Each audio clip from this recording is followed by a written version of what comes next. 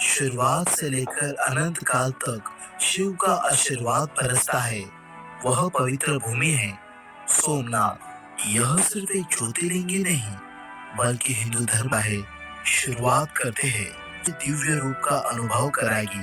क्या आप जानते हैं यह मंदिर 17 बार विदेशी आक्रमणकारियों ने तोड़ा। अब इतिहास जीवित दिखेगा और फिर हम पहुंचेंगे सोमनाथ बीच और त्रिवेणी संगम, जहां 3 नदियां हिरन, कपिला और सरस्वती मिलकर एक अद्भुत दृश्य बनाती है। लेकिन कहानी यही खत्म नहीं होती। हम आपको ले चले बाण से।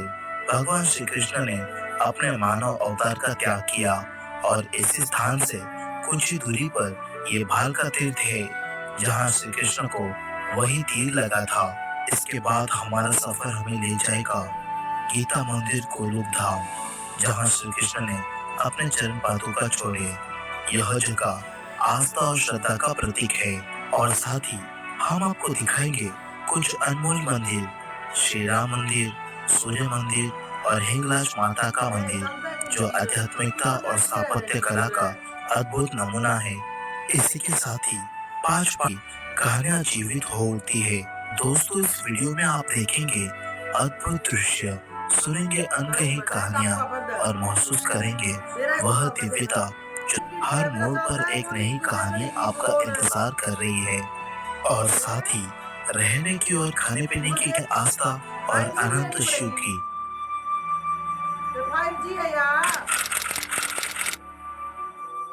यहाँ तक पहुँचने के लिए वेरावल रेलवे स्टेशन से आपको आसानी से ऑटो या टैक्सी है।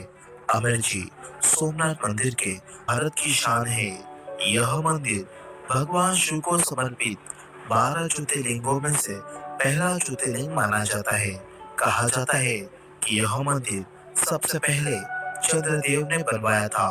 बाद में इसे कई बार तोड़ा गया और हर बार यह और भी अधिक भव्य रूप में खड़ा हुआ। सूर्यास्त के समय और भी खूबसूरत होती है।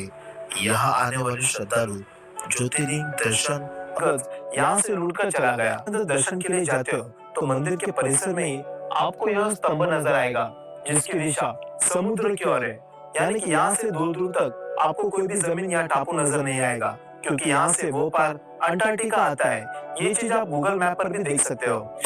लेकिन सोचने वाली बात तो ये है कि आज से हजारों साल पहले जब इस मंदिर को बनाया गया, तो हमारे भी कैसे अनुमान लगा लिया कि यहाँ से दूर दूर तक कोई भी जमीन या टापू नहीं है। सोमनाथ मंदिर दर्शन के दौरान जो आपको जरूर देखना चाहिए वह है ओल्ड सोमनाथ मंदिर, जिसे अहिल्याबाई मंदिर भी कहा जाता है।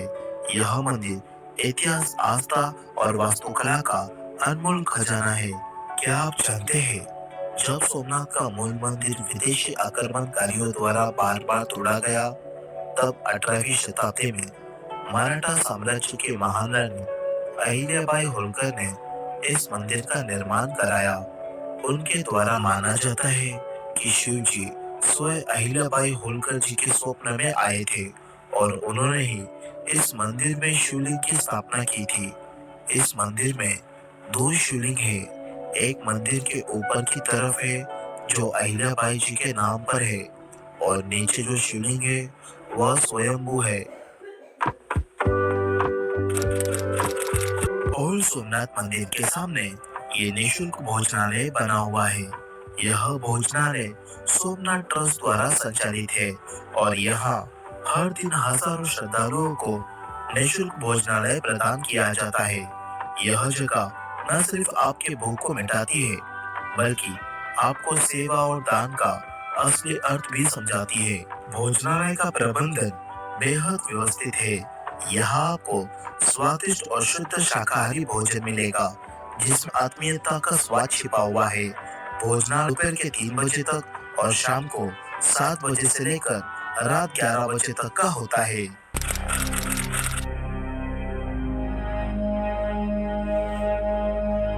सोमनाथ मंदिर से 4 किलोमीटर दूर ये बाण गंगा स्थित है। इस जगह की खासियत यहाँ केवल एक नहीं बल्कि 2 शिवलिंग स्थापित है। लेकिन ये कोई सामान्य शिवलिंग नहीं है। इन दोनों शिवलिंग को रोजाना अभिषेक खुद समुद्र करता है। हाँ, आपने सही सुना, दिन रात लहरिया कर महादेव पर जल चढ़ाती है। यह नजारा देखना अपने आप में ही दिव्य अनुभव है। लेकिन इस जगह की कहानी यही खत्म नहीं होती। महाभारत की बात करें तो भगवान श्री कृष्ण जब द्वारिका छोड़कर जंगलों में विचरण कर रहे थे, तब वे इसी स्थान पर रुके थे। यह स्थान उनके तप और ध्यान का साक्षी बना। लेकिन क्या आप जानते हैं कि यहीं पर एक ऐसा हादसा हुआ जिसने पूरी मानवता को झकझोर कर रख दिया। और यह वही जगह है। इसी जगह पर भैया जी ने कृष्ण जी के पैर को हिरण समझकर गलती से बांध मारा था। तो इस जगह पर भी आप जरूर विजिट करना। अभी हम आ चुके हैं पालका तीर्थ में और ये जगह सोमनाथ मंदिर से 4 किलोमीटर है और यहीं पर श्री कृष्ण जी के पैर पर भैया जी ने तीर मारा था। तो चलिए मैं आपको अभी अंदर दर्शन करवाता हूँ। कहानी कहती है कि जब श्री कृष्ण एक पेड़ के नीचे आराम कर रहे थे, तभी एक महिला ने उन्हें हिरण समझकर बांध चला दिया। वह बांध सीधे उनके पैर में जाकर लगा। महिला को जब अपनी गलती का एहसास हुआ तो उसने श्री कृष्ण से क्षमा मांगी। लेकिन श्री कृष्ण ने मुस्कुराते हुए कहा कि यह सब नियति का खेल है और यही मेरी लीला का अंत है। कहते हैं कि श्री कृष्ण ने इसी पवित्र स्थान पर अपने शरीर का त्याग किया और साक्षात विष्णु स्वरूप में परम धाम को प्रस्थान किया। इस घटना ने इस स्थान को और भी दिव्य बना दिया। आज बाणगंगा और भालका तीर्थ पर हर साल हजारों श्रद्धालु आते हैं भगवान शिव और श्री कृष्ण के इस अनोखी गाथा को महसूस करने।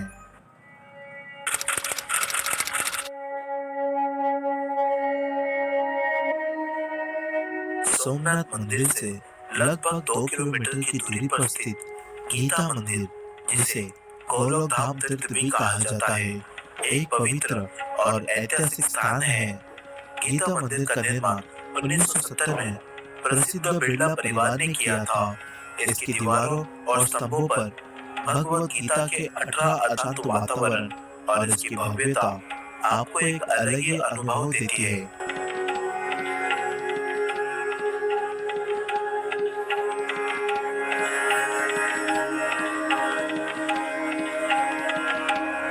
गीता मंदिर का पौराणिक महत्व यह है कि यहाँ भगवान श्री कृष्ण ने अपने जीवन का अंतिम उपदेश अर्जुन को दिया था। इस मंदिर के पास कृष्ण पादुका भी है, जहाँ श्री कृष्ण के चरणों के निशान देखे जा सकते हैं। कहा जाता है कि यह स्थान गोलोक धाम की यात्रा से पहले भगवान श्री कृष्ण के ठहरने का स्थान था। मंदिर के पास बलराम गुफा और अन्य छोटे छोटे मंदिर हैं, जो इस ने अपनी तपस्या पूरी की थी। इन स्थानों पर आकर आपको पौराणिक कथाओं का एहसास होगा। गीता मंदिर में स्थित श्री कृष्ण भगवान चरण पादुका के दर्शन करने के बाद वहां से कुछ कदम चलकर आप इस जगह पर पहुंच जाओगे। यहाँ पर आपको श्री हर हर महादेव मंदिर नजर आएगा और उसके बाजू में स्थित श्री भीमनाथ महादेव मंदिर नजर आएगा।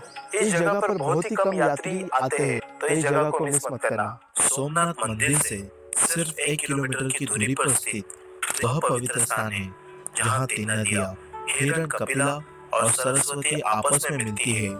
इसे मोक्ष का द्वार भी कहा जाता है। मान्यता है कि यहाँ स्नान करने से पापों से मुक्ति मिलती है। यह स्थान पौराणिक और ऐतिहासिक दृष्टि से बेहद महत्वपूर्ण है, क्योंकि भगवान श्री कृष्ण ने अपना अंतिम समय यहीं के साथ संगम की प्राकृतिक सुंदरता और शांत माहौल हर आगंतुक को अपनी ओर खींचता है।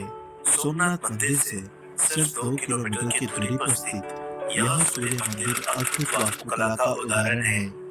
इस प्राचीन मंदिर में विराजमान है। कहते हैं कि यह मंदिर वैदिक काल में सूर्य की पूजा के लिए बनाया गया था। इसके चारों ओर इंट्रिकेट गरबा आपको उस समय की उत्कृष्ट कला का एहसास कराते हैं। अगर आप इतिहास और अध्यात्म से जुड़े हैं, तो यह स्थान आपके लिए एक अद्वितीय अनुभव होगा। अब बात करते हैं पंच पांडवों ने समय बिताया था।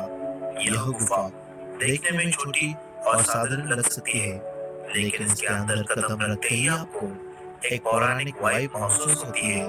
गुफा के अंदर मौजूद प्राकृतिक संरचनाएं और वहां की शांति इसे बेहद खास बनाती है।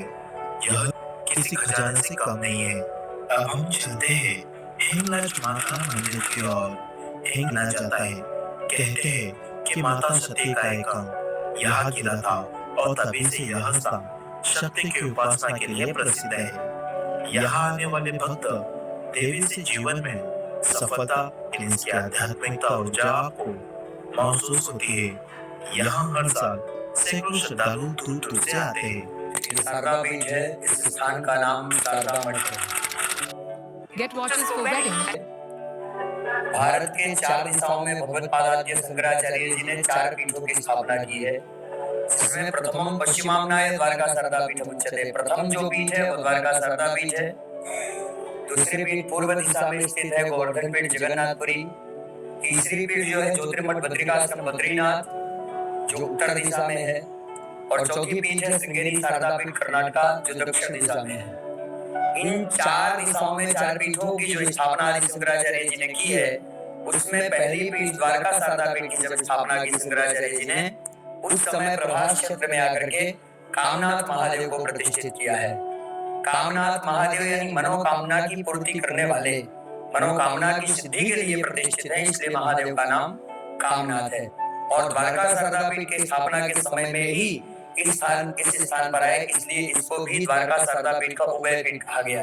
यानी इस स्थान का भी नाम शारदा पीठ ही है। सोमनाथ मंदिर की यात्रा करने वाले श्रद्धालु के सांस्कृतिक दृष्टिकोण से भी बेहद महत्वपूर्ण है। इस मंदिर की खासियत है इसकी अद्भुत वास्तुकला जो भगवान राम, सीता माता और लक्ष्मण जी को समर्पित है, और साथ ही हनुमान जी और गणेश जी की भी प्रतिमा स्थापित है जो सफेद संगमरमर से बनी हुई है। और हाँ, आपको जानकर खुशी होगी कि राम मंदिर के पास ही एक निःशुल्क भोजनालय भी स्थित है जहाँ हर श्रद्धालुओं को प्रेम पूर्वक भोजन कराया जाता है। यह भोजनालय न सिर्फ आपकी भूख को शांत करता है, बल्कि यहाँ का वातावरण आपके मन को भी शांति।